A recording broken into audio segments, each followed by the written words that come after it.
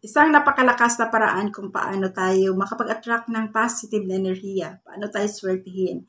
Ayan, ito po yung pag-usapan natin guys. And then mayroon po akong ituturo sa inyo na isa sa pinakamaganda po.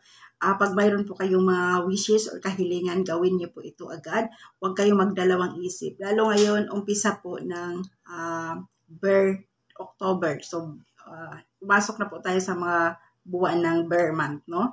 Kaya, malapit na ang Pasko, and then, ayan, marami ng blessings na darating, araw-araw na yan, yes. So, ngayon po guys, ituturo ko po sa inyo, isa sa pinaka-favorito ko po, ginagawa ko po talaga ito guys. Bago ako matulog, ayan, and then pagising sa umaga, ginagawa ko din dito. Baga sa ano ba, pag ito kasi gagawin mo, ina-attract mo dito yung positive na enerhiya.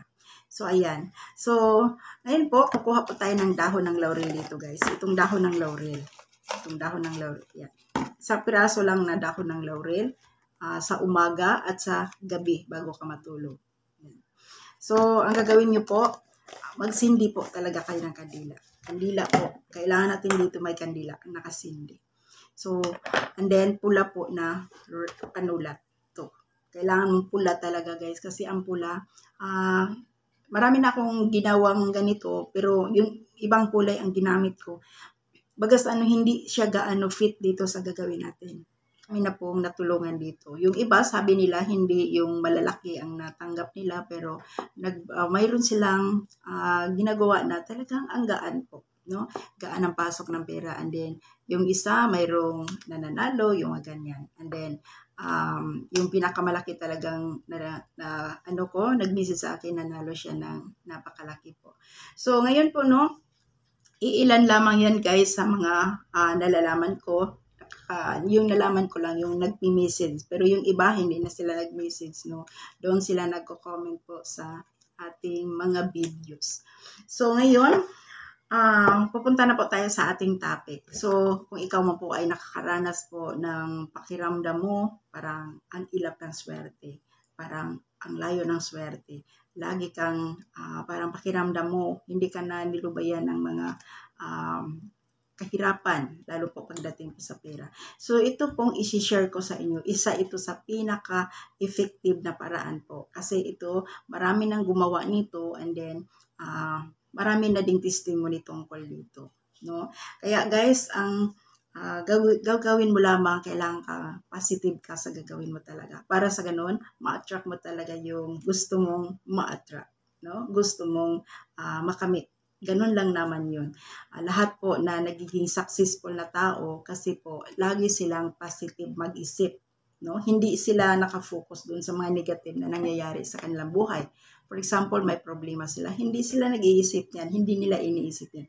Ang ginagawa nila, iniisip nila, hinahanapan nila ito agad ng solusyon. Ganon sila mag-isip yung mga successful na mga business owner, mga businessman, mga successful na mga entrepreneur, or mga successful po na tao. Ganon sila mag-isip. Kaya ingatan po natin ang ating isip guys kasi ang ating isip ay napaka-powerful. No? Napakalakas nito.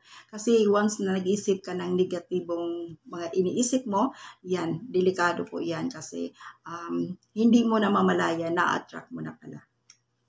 Kaya, advice lamang po bilang kaibigan ninyo, bilang nag-share ng mga pampaswerte, para kung gusto mo talagang makapag-attract ng swerte, iwasan mo mag-isip ng mga negatibong mga bagay, no?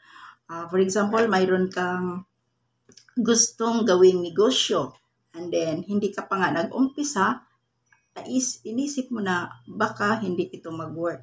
Paano ito pumalugi? Hindi ka pa nga nag-umpisa, naisip mo na yung negative side. Okay?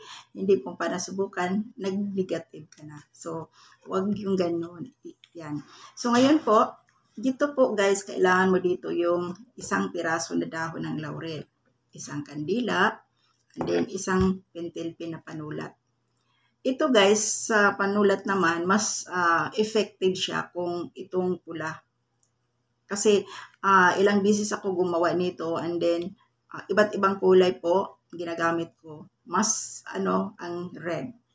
Kaya kung mayroon po kayong pula dyan na pentel pen, yun po ang gamitin ninyo. Pero kung wala po kayong pula, pwede kayong gumamit ng green, no? Ayan.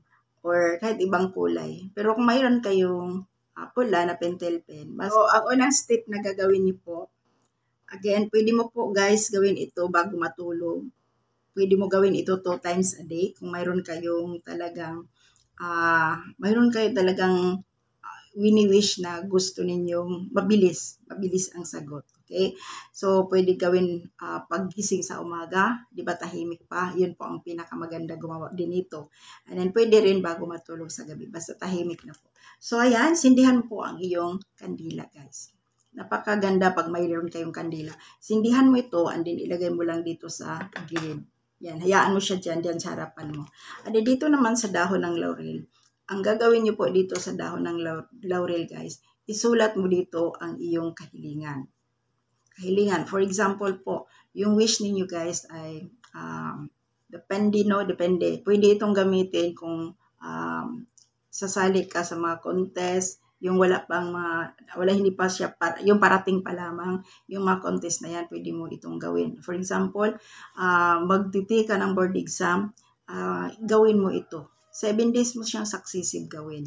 Kung mayroon kang gusto, no? For example, yung wish mo po ay, yung hindi ka i-reject, may mga negosyo ka, tapos inaalok mo siya, walang rejections na mangyari. Pwede ganun. 7 days, successive mo siyang gawin. Morning and night. So ngayon, dito po sa dahon ng laurel, kung wala naman po kayong, yun parang ginawa mo lang ito kasi gusto mong magkaroon ka ng agaran pera, pwede ang isulat mo dito.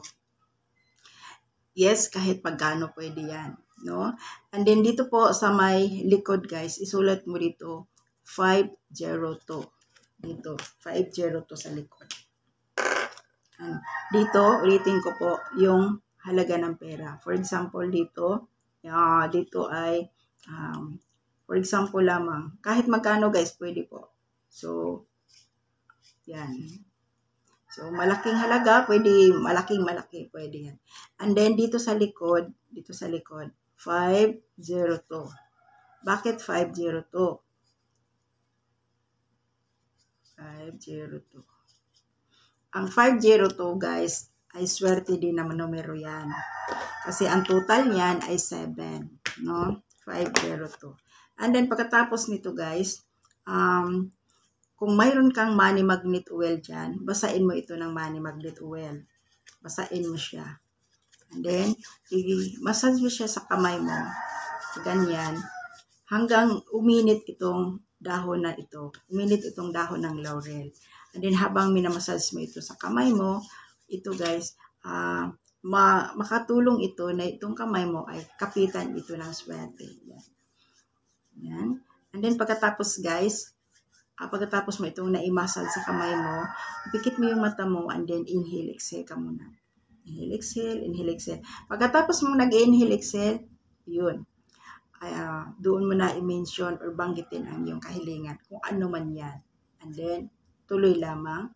Sa bandang huli nito, huwag kalimutan talaga, I claim it. And then, pagkatapos ng iyong wish, ang gagawin nyo po dito, sunugin mo ito guys.